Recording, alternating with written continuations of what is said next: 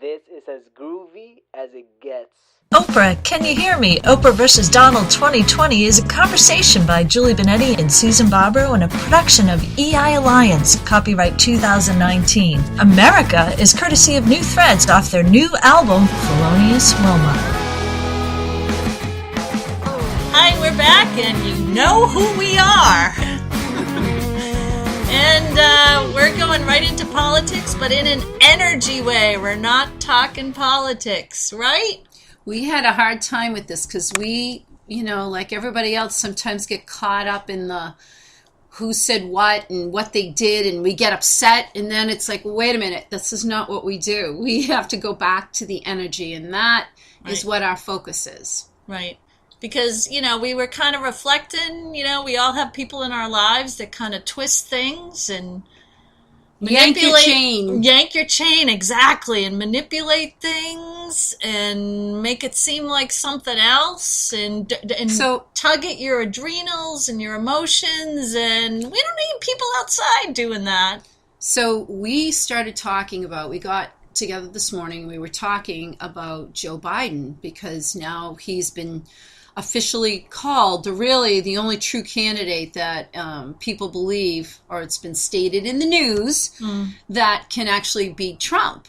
So he's being seriously, at this point in time, being taken as that candidate who has the potential to accomplish that.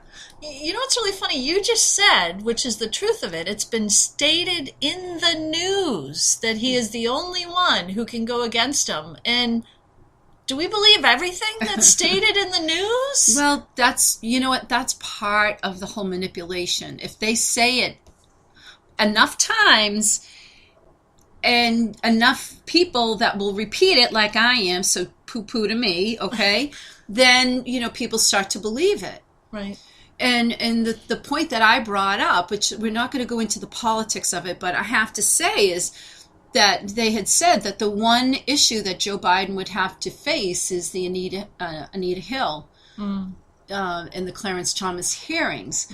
And I wasn't aware until I looked it up that Joe Biden was the chairman of the Senate Judiciary Committee. So he presided over the hearings. I mean, it's 20 some odd years ago, so I didn't realize. I thought he was just saying, oh, it's too bad it happened.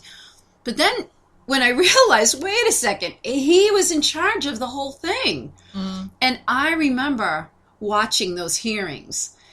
And I remember watching thinking, I can't believe she can say that with all these men, they're white men staring at her.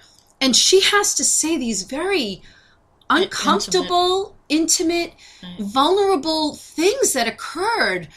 And I just remember thinking, I don't know where she has that those guts. I mean, granted, I was much younger as well. But still, where she had the guts to do that, I just kept thinking like, and of course, you could go to the point of why would she lie? Why would someone put themselves in that kind of a position? And the wild thing too is this is way before the Me Too movement. Oh, right. And so she didn't even have the backing of Twitter and the Me Too movement and everybody else that kind of pigpiled on that. What I also read was that there were other women that wanted to come forward and testify, and for reasons that, has been stated very clearly, they didn't come forward. And so, Joe Biden is going in, and it's kind of like, it gives you that, I don't know, we were talking about that, like, feeling. To me, the worst part was not, we've talked about this and we're not going to go too far into it, but everybody has things they've done. And you step up or not, but he covered for someone else. And that just to me is like, he just kind of sold his soul to do what everybody in that place, the powers that be wanted him to do. Right. And so, if you go into the energy of that, it goes completely against what we've said all along, is being yourself. And now they're trying to make it sound like he's trying to do it, blah, blah, blah. That's not even the core of what we were going to discuss. Right, the topic. But that's that we have to know that to know where we're going. Right. And the topic of what his intent was or not is, of course, not for us to discuss. That's not where the energy is. What we're talking about is, when you're seeing stuff and you're hearing stuff. I didn't even hear that whole part. I just saw that Anita Hill was in, she was trending on Twitter, and there was discussion about that, and he went back and apologized or whatever occurred. So I was just seeing the sound bites. And when you brought more of it in, I was like, oh, and then I thought, I don't even want to go here. It makes me feel a little bit, off and a little bit creepy, understanding everything that occurred. And that, do you know all the news? And that's not going one way or another. That's really saying, like, that takes it outside of the energy of the race. And what we've been saying all along is being yourself and empowering yourself and moving forward as yourself. And I'm going to just say one thing in his defense. It was 20 years ago. I just said, when I talked about Anita Hill, I mean, that was 20 years ago for me. I was 12. Ha ha. Yeah. but 20 years ago, I remember, and I don't have any less admiration for her or like amazing guts to do that. That doesn't change. But to me, myself, I look at, I've had 20 years of experience to reflect upon myself, and that's not what this is even about. But I will say, okay, so it was 20 years ago. So the question now becomes, is Joe Biden okay being himself? And so we started talking about the other part, because this came to me, and now he's, becoming the one person who is more the sympathetic and, what's happened in his life. He's now become sort of like the picture perfect, soul survivor and one who's lived through tragedies. And I'm not minimizing what he's gone through with his, the pain of those who have left and passed on. But is this now who he's becoming defined as? Right. Is there somebody in his campaign saying this is, what his definition is going to be as a candidate? And again, that's irrelevant to the energy, because compassion is everywhere and everybody has things that occur in their life. Yet when your compassion is kind of being yanked around, that, or if you feel, and that's not to say, we're not saying that anybody's doing anything, but when you start to feel something's off, and I think for me, I was like, what? Why is Anita Hill in the news? Wasn't that, and it was going back to something. Yet, which is indicative of what all the news channels have been reporting and what his campaign film was, let's go back to better times. And, in all the relevancy of energy and presence and, empowering yourself, the question remains, and this is a question for everybody to decide for themselves, but can you really go back to stuff? I mean, the old saying is, you can never go back home. Right. Things are not the same. And just sit there and say, I don't like the way things are. I want to go back to the way things used to be. It just doesn't occur. And you leave yourself open to be in a loop of you just set yourself up for never ending unhappiness, because you can never go back. Right. Right. And I mean, take it down, because I said even, I'll drill it down into you had this great job when you were younger. I mean, every one of us had this great, and you think, oh, I'd love to go back and work there. Or like, I had an awesome time teaching English in Japan. Yet to go back and recreate that same job and it's impossible. The same people aren't there. The same energy isn't there. Everything's different. Everything's grown and expanded and propelled and moved ahead. And why would I want to go back? So this relates, of course, to the election, because you cannot not acknowledge, that Trump has changed things. He has changed things. And, to sit and say, okay, well, let's just go back to the old way things were. You can't. You just can't. It doesn't make sense. I mean, times have changed. And to run a campaign on, well, we'll do it the way we used to do it. And that comes back to what we talked about even earlier with a career politician. It just is not going to work. Right, right. I mean, so we sat down and of course we talked about this for hours before we did the podcast. This is unscripted. It's always unscripted. Yeah. So sometimes if you hear a hesitation, because Julie gives me a look and I'm like, oh God, am I going to say this? No. And vice versa. But, we talked about this and really to get to the core of what made us upset, because we were kind of upset. And it's not the Me Too thing, because it's but it's more than that. Well, it's funny because we talk about it because we work with energy. Mm-hmm. And so we're always in the intent and in the clarity of energy. And when we get pulled out, when I get pulled out, for something that's, Hollywood, or something that's, where something seems a little bit off, or something that's a little bit swayed, or you can tell when you're being manipulated. Mm-hmm. Then I kind of stop and go, wait a minute, what's the energy of this? And why is this occurring? Because it makes you angry and it feels creepy. I hate to say that, but it feels, and the other thing is, a little bit of what's going on with Anita Hill is a little discerning as well, because it is really making a mockery of the Me Too movement. I mean, and this isn't, I can't help but say it, but Kavanaugh got appointed. He got in. Mm-hmm. And it's almost like, what's going on? And why would you bring up Anita Hill and the Me Too movement when it had no impact on what just happened just months ago? 6 months ago, whatever it was.